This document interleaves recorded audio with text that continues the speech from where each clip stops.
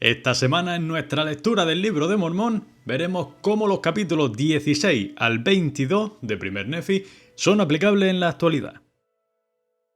Cuando Nefi terminó de hablar a su hermano, estos le dijeron que había dicho cosas muy fuertes. Pero Nefi le hizo ver que aquellas cosas les parecían fuertes porque eran ciertas. En otras palabras, que la verdad dolía. Un tiempo después, los hijos de Ley se casaron con las hijas de Ismael. Dios entonces le dijo a Ley que retomaran su camino por el desierto.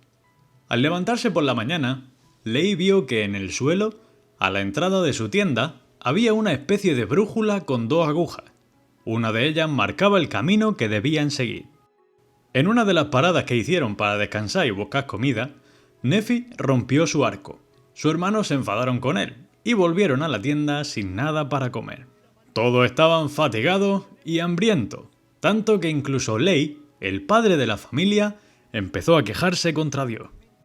Nefi, viendo que la situación era crítica, decidió actuar. Hizo un arco de madera, una flecha y preparó una honda con piedra. Preguntó a su padre Ley a dónde tenía que ir para cazar. Y Ley fue a preguntar a Dios. Dios le llamó la atención seriamente por haberse quejado contra él. Y luego le dijo que mirara la brújula. Ley vio que había algo escrito en ella, y todos se asustaron. Nefi entendió que las agujas de la brújula funcionaban según la fe y la atención que ellos le pusieran, y que en ella aparecían de vez en cuando mensajes de Dios. Siguiendo las indicaciones de la brújula, Nefi subió a una montaña donde cazó varios animales. Cuando su familia vio que traía comida, se alegraron mucho y dieron gracias a Dios. Pasado un tiempo, Ismael murió. Sus hijas culparon a Ley de haberlo sacado de Jerusalén para morir en el desierto. Lo que aprendemos del capítulo 16 es que si surgen problemas, no debes quejarte ni echarle la culpa a Dios, sino tomar la iniciativa y buscar una solución. Después de estar 8 años viajando por el desierto, Ley y su familia llegaron a las orillas del mar, a un lugar muy fértil que llamaron Abundancia. Dios le dijo a Nefi que subiera al monte. Una vez allí, Dios le mandó construir un barco para llevar a su pueblo a través de aquella agua, y le mostró a dónde ir para preparar las herramientas. Nefi preparó un fuelle con pieles de animales y encendió un fuego. Fundió metal a partir de una roca y preparó varias herramientas, tal como Dios le había dicho. Pero sus hermanos, Lamán y Lemuel, lo tomaron por loco. Pensaban que era imposible que Nefi construyera un barco. Le dijeron que tendrían que haberse quedado en Jerusalén, disfrutando de sus posesiones, en vez de estar sufriendo tanto tiempo en el desierto. Nefi entonces le habló muy seriamente, recordándole todas las cosas que Dios había hecho por ello, pero estaba agotado. Nefi sabía que sus hermanos habían perdido la sensibilidad y ya no eran capaces de sentir la voz de Dios. De hecho, cuando terminó de hablar, Lamán y Lemuel fueron a por él con la intención de tirarlo al mar, pero Nefi le advirtió que si le tocaban serían heridos por Dios. Pasado un tiempo, Dios le dijo a Nefi que extendiera su mano hacia Lamán y Lemuel. Esta vez no serían heridos, pero sí recibirían una fuerte sacudida. Las ideas que aprendemos del capítulo 17 son que Dios te puede pedir que hagas cosas que para los demás son una locura. Muchos, incluso en tu propia familia, intentarán desanimarte para que no lo hagas. Pero si confías en Él y te pones mano a la obra, conseguirás hacer cualquier cosa que Él te pida. Con la ayuda de su hermano y siguiendo las instrucciones de Dios, Nefi construyó el barco que los llevaría a través de aquella agua. Dios le dijo a Ley que era el momento de embarcar. Prepararon sus cosas, recogieron víveres para el camino y zarparon sin saber exactamente a dónde serían llevados. Pero tras muchos días en el mar, Lamán y Lemuel, junto con su esposa y sus cuñados, empezaron a desmadrarse. A Nefi le preocupaba que Dios se enfadara con ellos y lo abandonara en el mar, así que fue a llamarles la atención. Pero su hermano, hartos de él, le golpearon y lo ataron con cuerdas. Una fuerte tormenta cubrió el cielo y la brújula dejó de funcionar. sus hermanos no sabían hacia dónde dirigir el barco, pero se negaban a soltarle. Pasaron 3 días y la tormenta se hacía cada vez más fuerte. Mientras todo esto ocurría, Leigh y Saria estaban muy enfermos. Además, se sentían muy tristes por el comportamiento de sus hijos mayores. Viendo que estaban a punto de hundirse, Laman y Lemuel desataron a Nefi, que tenía las manos y pies hinchados. Nefi cogió la brújula y ésta volvió a funcionar. Entonces oró a Dios y la tormenta se calmó. Finalmente, después de mucho tiempo en el mar, llegaron a su destino, una tierra que Dios había preparado para ellos, donde había terrenos muy fértiles, animales de toda especie y minerales de toda clase. Del capítulo 18 aprendemos que cuando todo te vaya bien, no debes bajar la guardia. Si te acomodas y te olvidas de Dios, cuando vengan las tormentas estarás solo y no sabrás a dónde dirigirte. Como vimos en un capítulo anterior, Nefi preparó 2 juegos de plancha.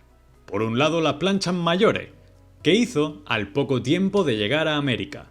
En ella escribió la historia secular de su pueblo, empezando por la historia de su padre Leigh. Y por otro lado, las planchas menores, que hizo unos 20 años después de la otra. En ella escribió la misma historia, también empezando con la historia de su padre Leigh, pero esta vez enfocándose más en los temas espirituales. En los primeros versículos del capítulo 19 leemos que Dios mandó a Nefi hacer unas planchas y escribía en ellas la historia de su pueblo. Este es el momento en que Nefi preparó el primer juego de planchas. Pero debemos recordar que lo que estamos leyendo en estos capítulos es lo que Nefi escribió en el segundo juego de planchas. Por eso Nefi hace referencia a 2 juegos de planchas. Cuando habla de estas planchas se refiere a las menores, en las que estaba escribiendo. Y cuando menciona las otras o aquellas planchas son las mayores, las que ya había preparado años atrás, pero cuya creación está explicando. Después de contar cómo hizo las planchas, Nefi dijo que el Hijo de Dios vendría 600 años después de su salida de Jerusalén, pero que el mundo lo trataría como si fuera alguien sin importancia. Le azotarían y le escupirían, pero él lo soportaría. Nefi mencionó entonces a varios profetas que habían escrito sobre la vida del Hijo de Dios. Estas profecías decían que el Hijo sería levantado en una cruz y enterrado en un sepulcro, y que cuando él muriera habría 3 días de tiniebla en la isla del mar. Nefi también citó a un profeta llamado Cenos, quien predijo que habría catástrofes naturales y que los habitantes de Jerusalén, por haber rechazado al Hijo de Dios, serían perseguidos por todas las naciones hasta que lo aceptaran. Este Cenos también dijo que en un futuro Dios se acordaría de los que estaban en las islas del mar, es decir, los de la casa de Israel que habían sido esparcidos por el mundo. Todas estas profecías estaban grabadas en aquellas planchas de bronce que tomaron prestadas de Labán. Nefi leyó muchas de estas profecías a su hermano, aplicándolas a su situación personal para que así la entendieran mejor. Lo que aprendemos del capítulo 19 es que leer la escritura aplicándola a uno mismo, como si tú fueras el protagonista de la historia, te ayudará a entenderlas mejor. Muchas de las profecías que estaban escritas en las planchas de bronce habían sido dichas por un hombre llamado Isaías. A Nefi le gustaban mucho las profecías de este hombre, y escogió 2 que consideraba relevantes para ello. La primera de ellas está en el capítulo 20. En esta profecía, Dios habló a través de Isaías a los judíos en Jerusalén, concretamente a aquellos que decían seguir a Dios, pero cuyos actos demostraban lo contrario. Dios aclaró a estos judíos que él profetizó muchas cosas antes de que sucedieran, para que cuando ocurriesen no se lo pudieran atribuir a otros dioses. Que le profetizó cosas que nadie había dicho antes que él, para que ellos no dijeran que ya las sabían, y les confesó que usaba estas tácticas previsoras con ellos porque sabía que eran orgullosos y de mente cerrada.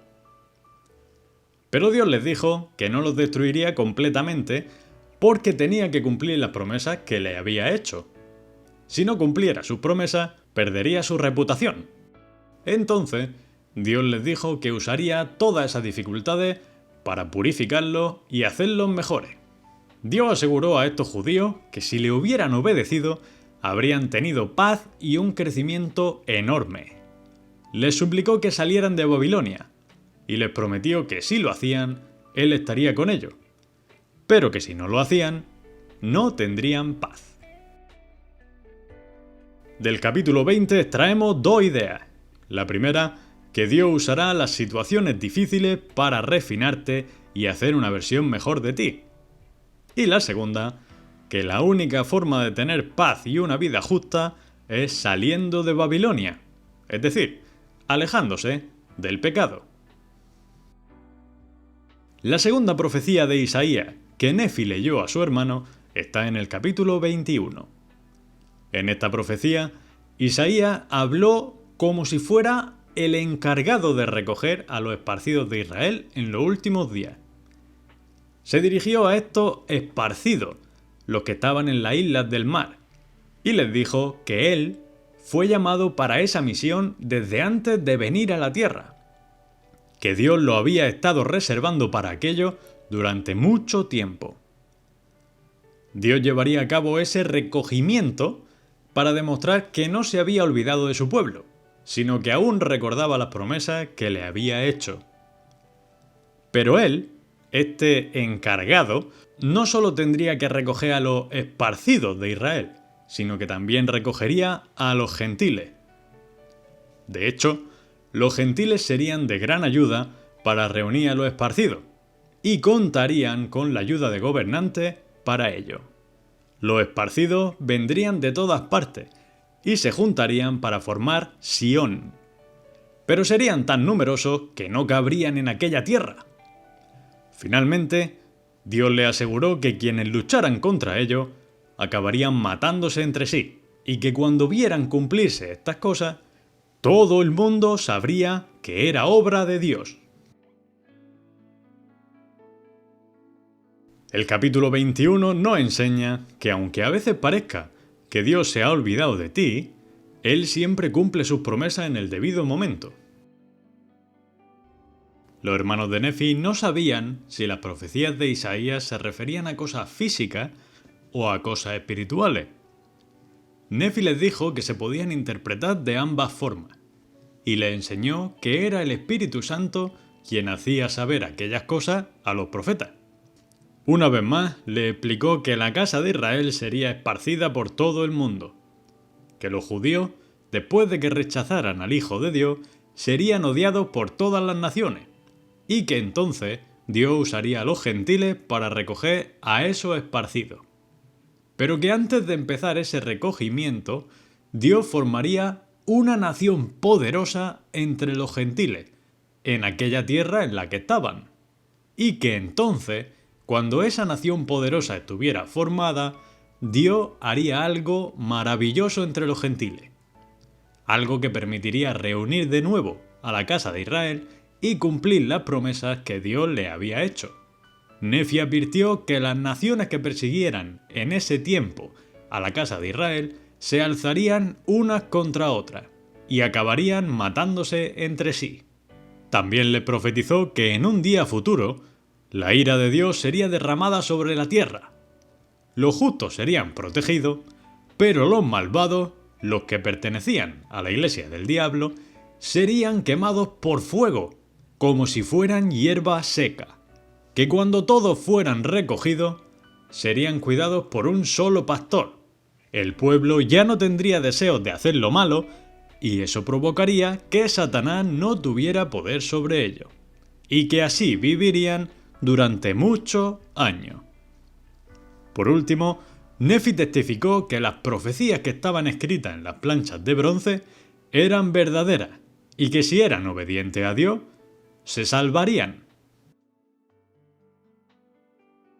En este último capítulo aprendemos que el poder que Satanás tenga sobre ti dependerá del permiso que tú le des. A medida que ocupes tu vida con cosas buenas y te alejes de todo lo malo, Satanás dejará de tener influencia sobre ti.